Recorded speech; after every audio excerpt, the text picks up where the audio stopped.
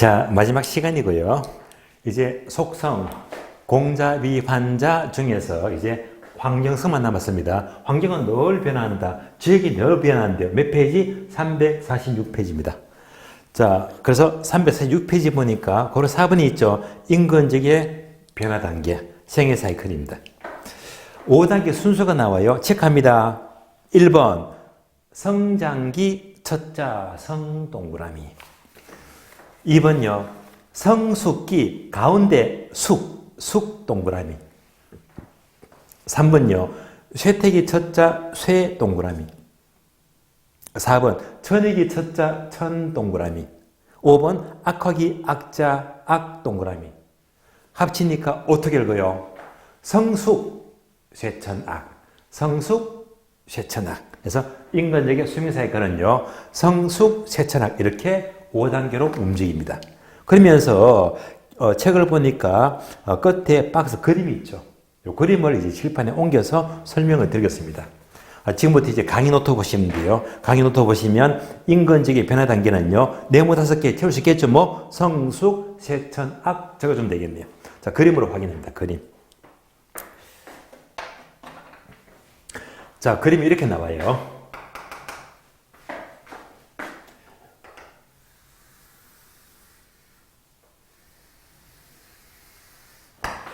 자, 세로축은 직가가 되고 가로축은 시간입니다. 그러면 어느 지역이 개발되게 되면요. 그래프가 이렇게 움직입니다. 이렇게 움직이잖아요.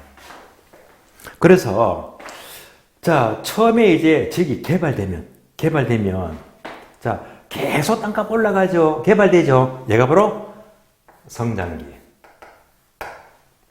개발이 끝났습니다. 그럼 지역이 이제 안정이 되겠네. 지역이 안정이 된다. 얘가 바로 성숙기.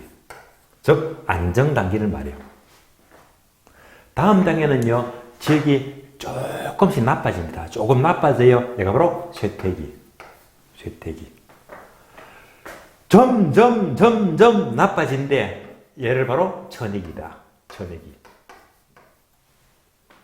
마지막으로 매우 악화된 설렘 직전의 악화 단계가 바로 악화기입니다. 그래서 성숙, 쇠천악, 성숙, 쇠천악 이렇게 움직입니다.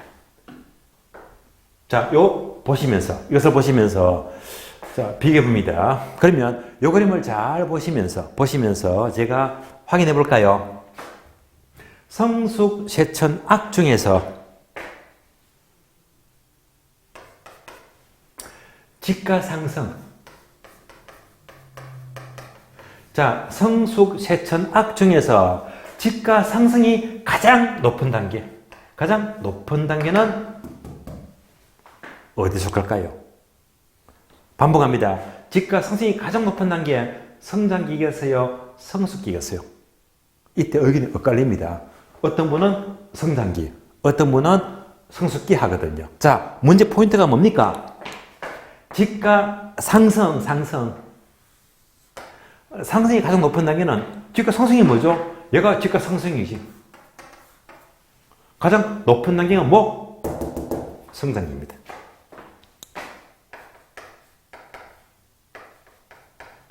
성장기. 그럼 또 비교합니다. 지가 상승이 아니고 지가 수준.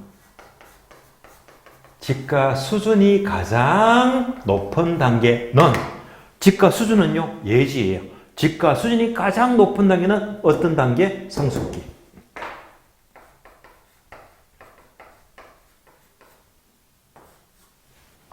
구분되시겠죠? 그래서 우리 시험은요 지가 상승이 가장 높은 단계는 성숙기 바꾸니까 X 틀린 말입니다. 구분되시겠죠? 이렇게 출발합니다. 다시 어느 지역이 처음 개발되면 성장기죠. 그럼 이제 개발되면 동네가 되게 좋아지겠지. 동네가 좋아집니다. 이렇게 동네가 점점점 계속 좋아지더라. 동네가 좋아진다. 동네가 좋아지는 이동을 가리켜서 예를요. 상향예가라고 불러요. 상향예가. 동네가 점점점 좋아진다. 상향여가라고 불러요. 이어서 이제 정점을 찍고 안정 단계를 넘어서 동네가 좋았던 동네가 나빠지고 점점점 나빠지죠. 이 단계. 좋은 동네가 점점점점 나빠진다. 이를 하향여가라고 불러요. 하향여가다.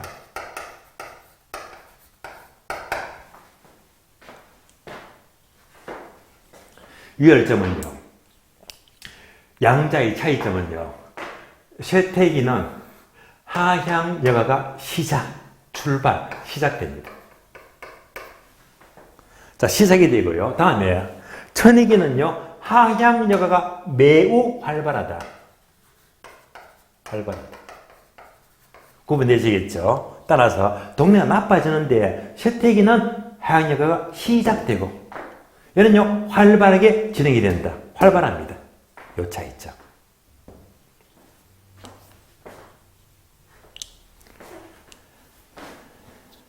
그래서 인근지역은 항상 어떻게 변화하더라? 성숙, 쇠천, 악! 이렇게 움직입니다. 그러면 이제 강의 노트 보게 되면 변화 단계가 성숙, 쇠천악인데 바로 밑에 보시면 전제 조건이 있죠. 전제 조건. 자, 그 전제 조건이 자, 이 지역은 하나의 지역은요. 동시에 개발되고 동질적으로 개발됩니다. 동시 동질적 개발입니다. 동시 동질적 개발일 때 지역의 스위밍 사이클이 나타나는 거예요. 예를 들어 볼까요? 여러분 잘 아시는 서울의 명동. 자, 명동입니다. 아마 저보다는 더 잘 아실 거예요. 그러면 이제 서울의 명동은 스위밍 사이클 성숙, 쇠천, 악 중에서 어디쯤 속할까요? 여기는 이제 다양합니다. 어떤 분은 쇠퇴기 합니다. 자, 명동이 지금 자 서서 나빠지고 있습니까? 저는 아니라고 생각합니다. 천익이요? 되게 나빠지고 있습니까? 그것도 아니거든요. 그러면 성숙기다. 정점입니까? 그것도 아니에요. 그럼 도대체 어디 속하느냐? 정답. 명동은 성숙, 쇠천, 악, 수명 사이클을 알 수 없다. 알 수 없다. 왜냐? 명동은요, 동시 통절적 개발이 아니잖아요. 명동 가보시면 시기가 다 달라. 명동에는요, 어떤 건물은요, 50년 전에, 한참 오래전에 허름한 건물이 있고, 신축 건물이 있고, 또는 이제 10년 된 게 있고요. 건물이 대주박주 섞여 있어요. 동시 동질적 개발이 아닙니다. 새 건물, 헌 건물, 100년 된 거, 50년 된 거 막 섞여 있잖아요. 짬뽕이라. 그래서 동시에 동질적 개발이 아니면요, 수명 사이클은 나타나지 않습니다. 명동은 알 수가 없어요. 사이클이 없다는 말입니다. 그러면 이 지역의 수명 사이클은요, 반드시 동시에 동질적으로 개발돼야 된다. 이런 얘기가 뭐죠? 세종시 개발. 그게 같은 동시, 동질적 개발이죠. 판교 신도시 개발, 동시, 동질적 개발입니다. 자, 어느 지역이 동시, 동질적 개발일 때 성숙, 쇠천, 악이 나타난다라고 보시면 돼요. 그래서 이제 명동은 속지 마세요. 수명 사이클은 알 수가 없게 말입니다. 이제 성숙, 쇠천, 악을 하나씩 본다면 이제 책을 볼까요? 책을 봅니다. 346페이지. 자, 1번 성장기는요, 기업법 밑줄입니다. 집가 상승 최고 밑줄. 자, 집가 상승 동그라미. 집가 상승이 최고는 바로 성장기다. 자, 이는요, 개발 단계이니까 니은만 보게 되면 일반적으로 밑줄입니다. 입주민의 교육 수준과 소득 순위가 높으면 젊은 층이 많습니다. 개발되기 때문에 D급은 신축 부동산 밑줄, 신축 부동산 거래가 중심이 되고요. 리얼은 밑줄입니다. 상향여가 밑줄. 동네가 좋아지고 있잖아요. 상향여가. 그 다음에 2번. 성숙기는요, 다른 말로 안정단계죠. 안정단계니까 기업은 밑줄입니다. 자, 지가 수준은 최고 밑줄. 그래서 지가 수준이 가장 높은 거 성숙기. 성숙기. 그리고 니은번요. 자, 또 밑줄 하세요.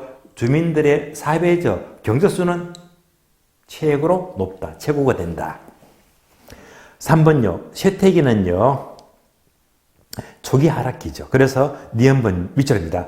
하향 여과 현상이 시작 밑줄. 시작 동그라미. 그래서 시작된다. 시작. 자, 리얼본 보시면요. 쇠퇴기에서 지기에 따라서는 재개발이 이룰 수 있다. 재개발 밑줄. 따라서 이때부터 재개발을 신경 쓰자. 그래서 재개발이 시작되는 시기는 쇠퇴기부터 관심을 가져야 된다. 4번 내려가요. 천이기는요. 기업부 밑줄입니다. 하향 여과 현상이 보다 활발 밑줄. 활발 동그라미. 매우 활발합니다. 따라서 니은본 보시면요. 자, 낮은 수준의 주민들은 활발하게 이사해서 들어오고 그로 인해서 활발한 이동으로 수요가 자극되면서 부동산 가격은 자, 일시적으로 미치합니다. 가벼운 상승 밑줄. 그러니까 활발한 이동으로 지가는 반짝 올라가요. 반짝. 활발한 이동으로 여기 지가는 이렇게 반짝, 반짝, 반짝 올라간대. 가벼운 상승입니다. 그래서 지가는요. 이전 단계 이만큼 상승이 아니고요. 약간 가벼운 상승입니다. 활발한 이동으로 가벼운 상승이지 이전 단계까지 상승은 틀린 말입니다. 가벼운 상승입니다. 다음에 5번 악화기는요. 거의 설람 직전 단계를 가리킵니다. 따라서 지금까지 지역의 수명 사이클, 성숙, 세천, 악, 환경은 이렇게 변하더라. 이상으로 속성, 공자, 위, 환자 설명은 모두 끝이 났습니다. 자, 끝났고요. 이상으로 총론 마치고요. 이제 다음 진도가 뭐냐. 이제 2편 넘어가요. 2편. 2편 보게 되면 강론이죠. 교재는 51페이지. 51페이지. 부동산 경제론. 즉, 수요 공급이랍니다. 자, 지금부터 또 중요하고요. 어려워요. 어려워집니다.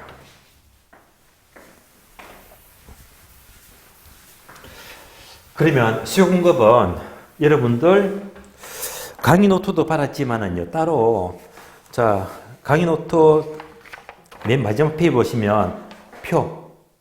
자, 표가 보이죠? 그래서 제목이 수요 공급 비교 정리. 그래서 이번 과정은요.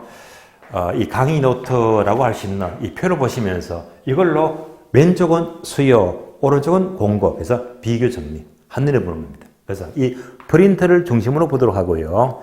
자, 프린터를 보시면서 부족한 부분은 책으로 보충하고요. 그래서 부족하면 제가 필기를 따로 해드릴게요. 그래서 이제 수요 공급은요. 이 프린터를 중심으로 하나씩 살펴보겠는데요. 그러면 프린터를 잘 보시면요. 왼쪽은 수요, 오른쪽은 공급인데요. 목차가 5개. 5개. 볼까요? 첫 번째 의, 두 번째 법칙, 세 번째 결정 요인, 네 번째 탄력성, 다섯 번째 균형 가격 결정입니다. 다시 반복합니다. 첫 번째가 뭐죠? 수요와 공급의 의. 두 번째는요, 수요 법칙과 공급 법칙입니다. 세 번째가 별표 3개 있죠? 수요 결정률 별표 3개.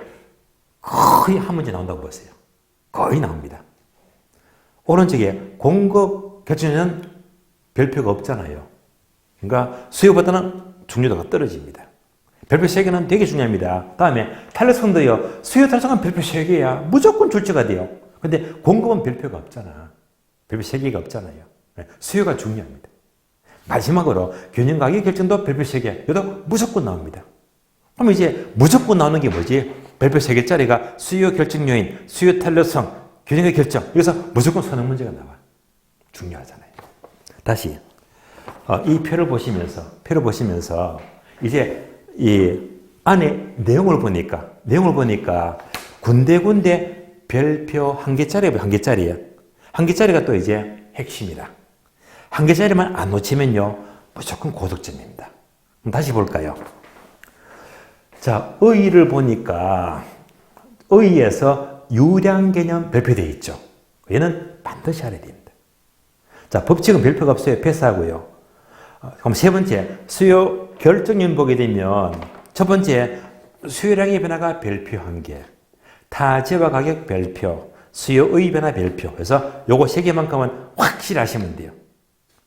다음에 공급 결정률은요, 공급량의 변화 별표, 공급의 변화 별표. 그래서 확실히 정리하시고요. 탄력성 넘어가세요. 먼저 수요 탄력성의 동그라미 2번 종류가 별표. 종류 반드시 알아야 되고요. 3번 결정요인 별표 1개. 4번 탄력성과 기입의 총수요 1개 별표죠. 그래서 요 3개만큼은 꼭 알아야 됩니다. 그러면 끝나는 거예요. 공급 탄력성은요, 하나밖에 없죠. 동그라미 2번 보게 되면 공급 탄력성의 결정요인. 얘는 간단히 정리되거든요. 마지막으로 균형 가격 결정에서는요, 목차 1번 균형 가격 결정에서 별표, 목차 2번 균형 가격 이동에서 별표. 그래서 요것만큼은 확실히 하시면 돼요. 그래서 결국 안에 있는 내용에서 별표 한 개 표시된 것들이 다 핵심, 중요한 것들이거든요. 이런 것들만 잘 파악하시면 고득점이 가능합니다. 자, 그래서 수요와 공급은요, 이 비교심리 표를 중심으로 이제 하나씩 보는 겁니다. 그러면 이제 표를 보기 전에 먼저 표에서요, 왼쪽은 수요, 오른쪽은 공급이다. 수요와 공급의 개념을, 기초 개념을 간단히 봅니다. 수요와 공급입니다.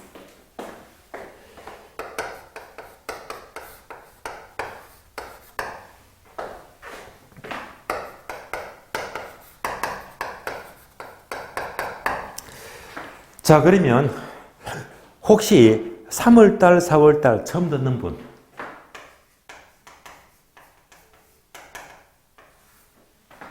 (3, 4월) 과정은요, 고급이랍니다.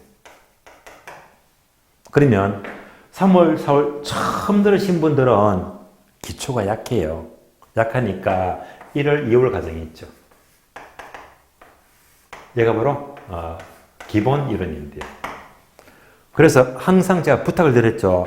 처음 들으면 학교로는 체계를 잘 잡아야 되기 때문에 서로 연계가 되거든요. 그러면 이제 다음 주, 3주죠. 그러니까 다음 주가 3주차 수업인데요.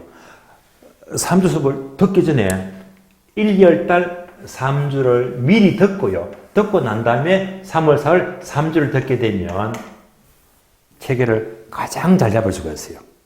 그러니까 이제 2주 듣고, 2주 듣고, 3주 듣고, 3주 듣고, 미리 들은 다음에 3, 4수 듣게 되면 한결 공부하기가 좋습니다. 아시겠죠? 그래서 3주 듣고, 3주 듣고, 4주 듣고, 4주 듣고.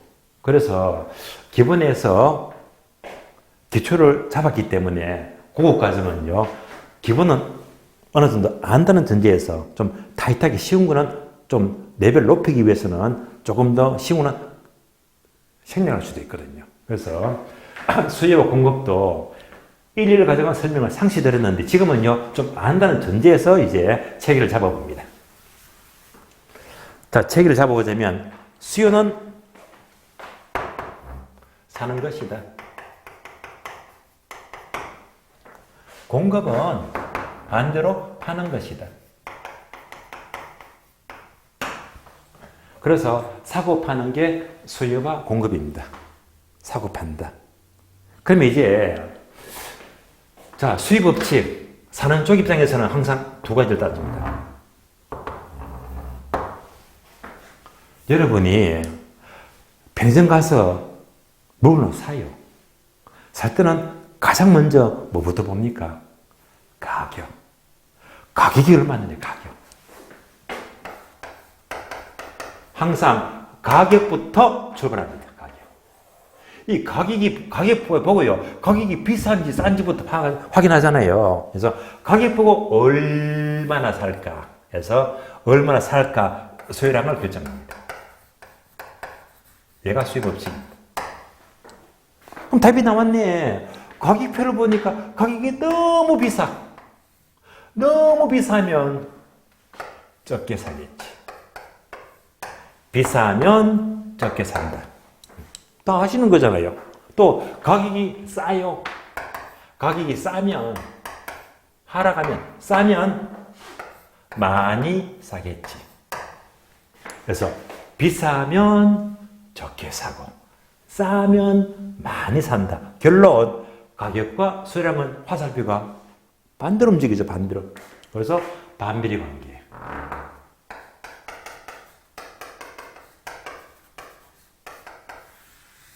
따라서 수요 법칙은 반비례 법칙. 가격과 수량은 반대로 움직인다. 반비례 법칙입니다. 반비례. 이 반비례 법칙을 그래프로 그리자. 그래프.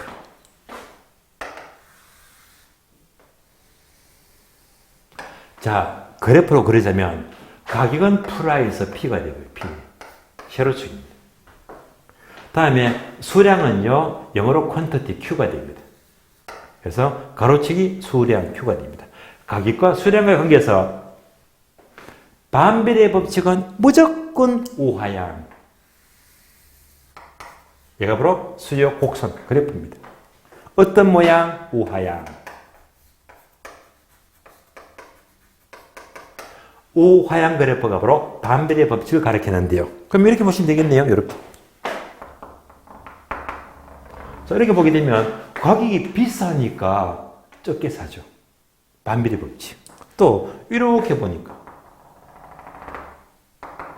가격이 싸니까 많이 사잖아요. 그래서 한쪽이 커지면 다른 쪽이 작아진다. 반비례 법칙입니다. 반복합니다.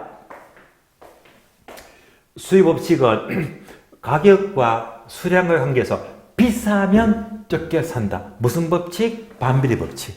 그래프는 무슨 모양? 우하향. 그래서 얘를 항상 기본적으로 떠올리고 프린트를 봐야 됩니다. 다음에 공급 법칙. 얘도 출발은요. 파는 쪽이죠. 파는 쪽. 파는 쪽이니까 예를 들어서 아파트를 치면요. 아파트를 파는 게 누굽니까? 건설회사. 건설회사도 파는 입장이면 뭐부터 출발한다? 가격. 아파트 가격입니다. 가격 보고 움직이잖아요. 가격 보고 얼마나 공급할까 해서 공급량을 결정합니다. 그래서 아파트 가격이 자꾸 오른데 얼마나 좋아요. 가격이 오르면 아파트 많이 짓죠. 공급을 증가시킵니다. 요즘처럼 아파트 가격이 너무 많이 지어서 가격이 내려가지. 내려가니까 아파트 안 짓죠. 공급이 줄어듭니다. 따라서 공급하게 되면 가격이 오르면 공급을 증가시키고 가격이 내리면요 공급은 감소가 된대요. 화살표가 무슨 관계? 비례관계죠. 비례관계.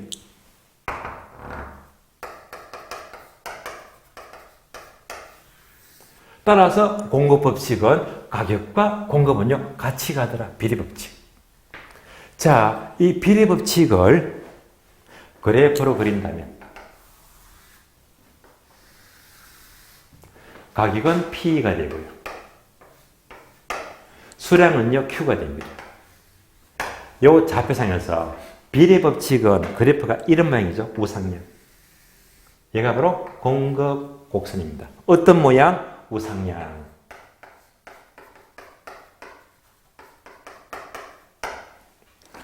그래서 이렇게 보시면 돼요.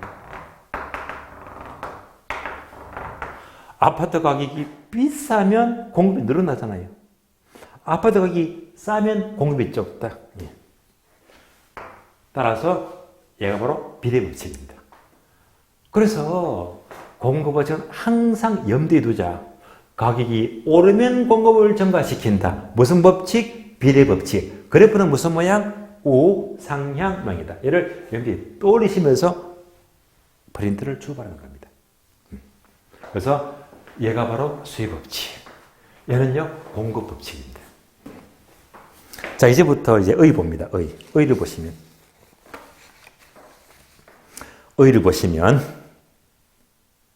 프린터입니다. 두 줄 있죠. 수요는 일정 기간 상품을 구매하고자 하는 욕구다. 구매의 동그라미. 구매하면 수요가 됩니다. 오른쪽 공급은요. 한 줄이 있죠. 일정 기간 상품을 판매하고자 하고자 하는 욕구다. 판매 동그라미. 문장은 똑같은데 단어가 하나만 다르네요. 구매하면 수요, 판매하면 공급이다. 예, 사고 파는 거죠. 구매하면 수요, 판매하면 공급입니다. 나머지는 똑같습니다. 다시 수요를 보게 되면요. 수요는 일정 기간 미줄되어 있죠. 이것을 화살표, 유량 개념이다. 별표되어 있죠. 유량은 중요합니다. 유량은 중요합니다. 그래서 유량은 뭐지? 일정 기간이다. 기간. 얘가요. 설명이 없잖아요. 설명이 없으니까 책을 보고 여러분이 이해합니다. 이제부터 책을 보시면 돼요. 책을 봅니다. 자, 책을 보시면 52페이지죠. 52페이지. 52페이지 보시면 박스 있죠. 제목은 저량과 유량의 구분. 여기다가 별표하시고 중요합니다. 표를 봅니다. 자, 저량은 영어로 스톡 개념이고 일정 시점 밑줄. 일정 시점. 유량은요. 영어로 플로 개념인데요. 일정 기간 밑줄. 반복합니다. 시점을 가리키면 저량입니다. 반면에 기간을 가리키면 유량입니다. 예를 들면 자, 오늘 지금 수업을 하고 있습니다. 오늘이 몇 월 며칠이죠? 3월 14일이죠. 자, 3월 14일 화요일입니다. 제가 학교는 강의를 하고 있죠. 자, 학교는 강의를 한다. 언제? 3월 14일. 오늘 이 시점에서 강의하고 있잖아요. 얘가 뭡니까? 저량. 제가 오늘 강의하는 것은 바로 오늘 시점에서 강의를 한다. 저량이 되고요. 그러면 예를 들면 여러분이 학원 등록을 했다. 몇 개월 과정? 1년 과정. 등록했죠. 어떤 분은요. 2달 과정 등록했다. 2달을 등록했건 1년 과정을 등록했건 얘가 뭡니까? 기간. 2달 동안, 6개월 동안, 1년 동안 기간이죠. 기간을 가리키면 유량입니다. 그래서 항상 저량과 유량은요. 시점이냐 기간이냐. 시점을 가리키면 저량, 기간을 가리킨다 유량입니다. 구분되시겠죠? 그래서 자 지금부터 예를 모두 위쳐납니다. 저량은 일정 시점은요. 인구, 주택 재고량, 자산, 집가, 땅값이죠. 통화량, 부산 회사의 순자산 가치, 여기까지 밑줄하시고 이런 것들은 모두가 시점을 가리킨다. 예를 들면요, 인구 하게 되면 오늘 현재 우리나라 인구수는요 한 5,100만 명이 넘겠지. 언제입니까? 오늘 현재 시점을 가리키잖아요. 그래서 이런 용어들이 모두가 특정 시점, 일정 시점, 일정 날짜를 가리킵니다. 반면에 유량은요 일정 기간을 가리키니까 얘를 모두 밑줄하세요. 지대 또는 임대료죠. 순영업 소득, 소비, 저축, 투자, 신규 주택 공급량, 주택 거래량 이런 것들이 모두가 예를 들면 1년 동안, 분기 동안 일정 기간을 가리키잖아요. 그래서 기간을 가리키니까 모두가 유량 개념이 됩니다. 자, 구분되시겠죠? 시점, 날짜를 가리키면 뭐지? 저량. 한 달, 6개월, 1년 기간을 가리키면 유량이다. 그래서 얘는요. 우리 시험은 가장 잘 나오는 게 박스. 자, 박스 예시를 하죠. 기역, 리연, 디귿, 리얼, 리연, 비역. 지금 단어를요 섞어서 한 6개 이상 집어넣고요. 이러면서 유량은 몇 개인가, 저량은 몇 개인가. 그런 얘기입니다. 저량, 유량은 잘 나와요. 꼭 기억하시고. 다시 프린트 봅니다. 강의 노트 프린트 보시면요. 자, 수요는 일정 기간이니까 유량 개념이 되고요. 상품을 구매하고자 합니다. 살려고 합니다. 구매하고자 하는 것은 바로 사전적 개념이 되고요. 사전적 개념. 그리고 세 번째, 반드시 구매력이 뒷받침되어야 됩니다. 돈이 있어야 됩니다. 즉, 유효 수요가 되는 거예요. 그래서 수요하게 되면 일정 기간이다, 유량. 살려고 한다. 사전적 개념. 구매력이 뒷받침된다. 유효수요. 이 단어 3개만 연결하시면 돼요. 오른쪽 공급도 마찬가지로요. 일정 기간이니까 유량 개념이 되고요. 판매하고자 하니까 사전적 개념이 되고, 자, 또 이제 생산력이 뒷받침이 되기 때문에 유효 공급이다 라고 보시면 돼요. 그래서 양자 개념을 비교하니까 구매하면 수요, 판매하면 공급이다. 둘 다 일정 기간을 가리키니까 모두가 유량 개념이다. 다음에 의를 보시면 프린트죠. 참고표. 부동산 수요의 특성. 자, 특성은요. 항목 5개 있죠. 이걸 보게 되면 첫 번째, 구매 자금 축적의 장기성이다. 여기다가 자, 화살표 적어줍니다. 구매 자금 축적의 장기성은요. 화살표 고가성 적어주고. 부동산은 몇 억씩 하죠. 몇 억씩 하기 때문에 얘를 살려면요. 구매 자금을 축적하는 데는 몇 년 모아야 됩니다. 장기가 써야 됩니다. 뭐 때문에? 몇 억씩 하니까 고가성 때문이다. 다음에 2번요. 2번과 3번을 묶어줄래요. 2번, 구매 결정이 아주 전문성을 띈다. 복잡성을 띠게 되고, 3번, 절차가 특수하다. 전문적이고 복잡하고 특수하다. 그래서 이걸 다 갖춘 대표적인 사례가 뭐죠? 부동산 경매. 자, 경매 이거 아주 까다롭죠? 절차가 특수하고 복잡하고 전문적입니다. 4번은요, 수익의 가격 탄력성은 화살표, 부선의 종류에 따라서, 기간에 따라서 달라집니다. 얘는요, 탄력성은요, 다음 주 공부하기 때문에 다음 주 저절로 알게 되거든요. 다음 주에 보도록 하고요. 다만, 부선의 종류하게 되면요, 주거용, 상업용, 공업용, 주상공 3가지를 말하고, 기간은요, 단기와 장기, 단기, 장기를 가리킵니다. 다음 주에 저절로 알게 됩니다. 5번요. 부동산 수요는, 특히 토지 수요는 파생 수요가 일반적이다. 파생 수요 밑줄 되어 있죠. 설명이 없잖아요. 설명이 없으니까 책을 보자. 다만 파생 수요는요. 페이지를 적어줍니다. 파생 수요. 페이지가 56페이지죠. 56페이지. 여기서 파생 수요가 나옵니다. 자, 기본서 교재 56페이지 봅니다. 56페이지. 자, 56페이지 폈습니까? 56페이지 보니까 중간에 동화면 2번 있죠. 본원 수요와 파생 수요. 여기서 파생 수요가 나옵니다. 그러면 이 부분도 따로 비교하자면 이 교재에다가 여러분들이 지금 칠판에 메모를 약간만 옮겨주면 돼요. 본원 수요와 파생 수요입니다.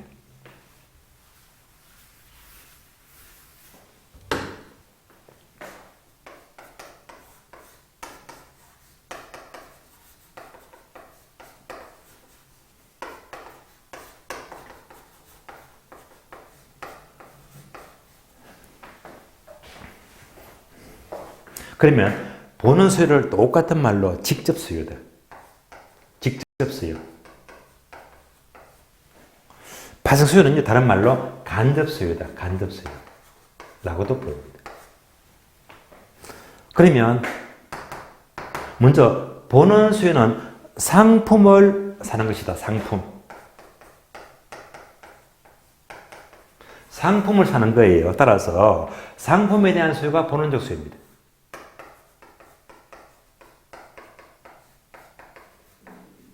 반면에 파생 수요는 상품이 아니고 생산 요소. 생산 요소에 대한 수요를 가리킵니다. 그러니까 한눈에 이해가 안 되죠. 예만 들면 간단합니다. 예를 들면, 자, 편의점에 가서 빵을 사 먹어요. 빵을 사 먹는다. 얘가 뭐죠? 상품. 빵을 사 먹는다. 무슨 수요? 본원적 수요입니다. 본원 수요. 근데 빵은요, 뭘로 만들어요? 빵. 예, 밀가루. 그러니까 빵은요, 밀가루로 만든 밀가루. 밀가루에 대한 수요가 바로 파생 수요. 간단하잖아요. 뗄래야 뗄 수 없는 관계다. 답이 나왔네. 결론. 빵에 대한 수요가 증가하면 밀가루 수요가 증가한다, 감소한다? 당연히 증가하지. 얼마나 쉬운 겁니까? 따라서 결론.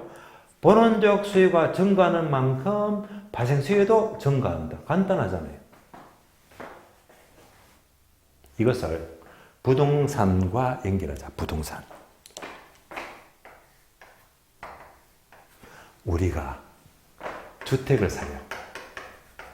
무슨 목적? 직접 목적. 직접 주택이 필요하니까 주택. 다음에 상가를 사요. 직접 상가가 필요합니다. 그리고 공장을 사자. 주택 사고 상가 사고 공장을 사겠다. 직접 목적입니다. 보는 수요. 그렇다고 주택만 땅을 살 수가 없잖아요. 주택을 사려면 반드시 주택 밑에 있는 땅도 같이 사야 되지. 뭐?